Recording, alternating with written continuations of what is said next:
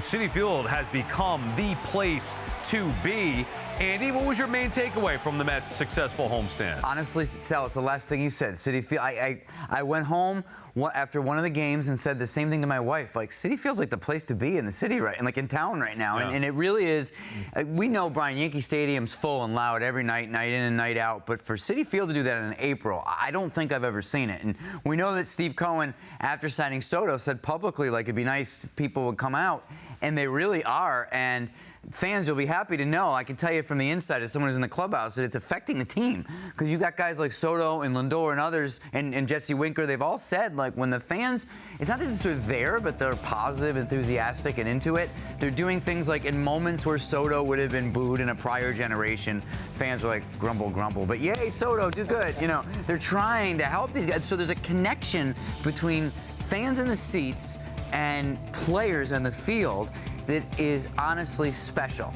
And I'm looking from the press box and seeing full upper decks, which is, again, we didn't even see that down the stretch run last year, let alone in April. We're used to seeing Citi Field pretty quiet until the weather gets warm. And what was it, 35,000 for a day game yesterday? And it's not just, again, it's not just that they're there. It's that the interplay between team and fan is very, very special. Yeah, it's pretty good. What do we hear all the time? Momentum is only as good as the next day's starting pitcher. And what the Mets have done to this point, they pitched. They got a 2.06 staff ERA at home. Run prevention has been terrific.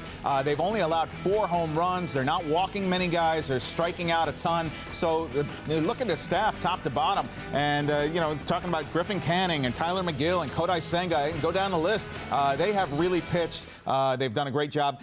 Only the Padres have a better home ERA than the Mets right now. Fewest runs allowed in the sport, been remarkable. But I'm with you, I think, the homestand, because it has never happened before where Citi Field in April has felt like October. As a matter of fact, in October, it hasn't felt like October should at Citi Field. 2022 was one of the worst postseason atmospheres I've ever felt, and that was a team that won 101 games. So to your point about the playoff race last year still wasn't there, this is something special. Lindor's hot start, to me, is clearly because of the fans. It's something that he hasn't had the support of the fans early in the season. After last year when they encouraged him and then he got going MVP type year, now that's a great bond, and you could see the difference in him and others. Really, it was a perfect homestand except for one thing that was missing to me. I'm not going to get into it.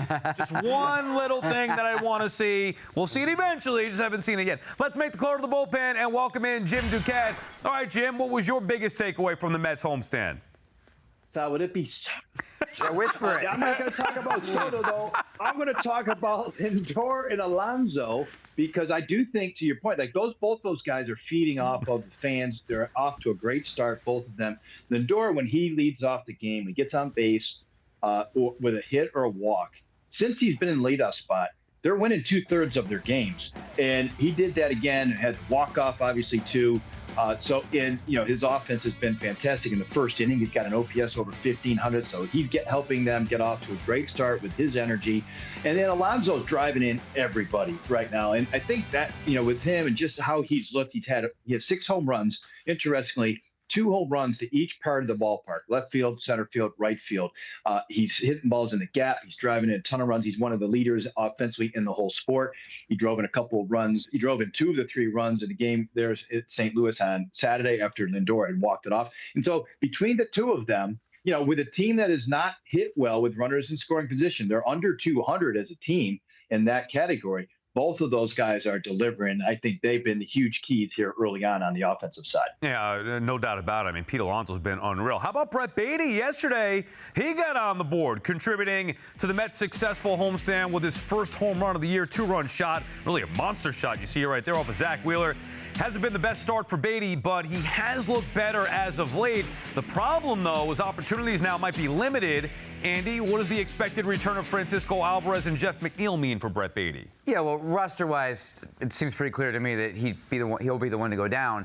But I mean, and that just has to do with the fact that Jose Siri's out. They have Tyrone Taylor playing a lot of center field. So with Jose Azocar is a true center fielder. If you if you want him off the roster, you have to designate him, meaning that you expose him to waivers, you lose him, you don't have a second center fielder in the organization. So having said all that, Brett Baty's would be going down then with his head held high, which is so different from after his first 10 games. And that 10th game was the last game of homestand against the Marlins. I was there. He's 0 for 3, struck out twice, got booed.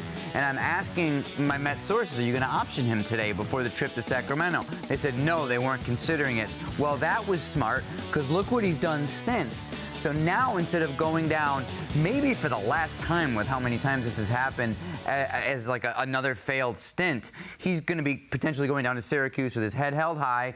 You showed that you hit in the big leagues after a little bit, needing a little time to get going, and he showed that he could play a credible second base. Look, as long as Pete Alonso's in this team, which might not be the case next year, but as long as he is, there's no real spot for Baty, because you got McNeil, Alonso, Vientos. So the fact that he goes down now as a guy that can play second base credibly in the big leagues and then can hit in the big leagues makes him gives him a lot more value to other clubs, and that might be ultimately where this is going.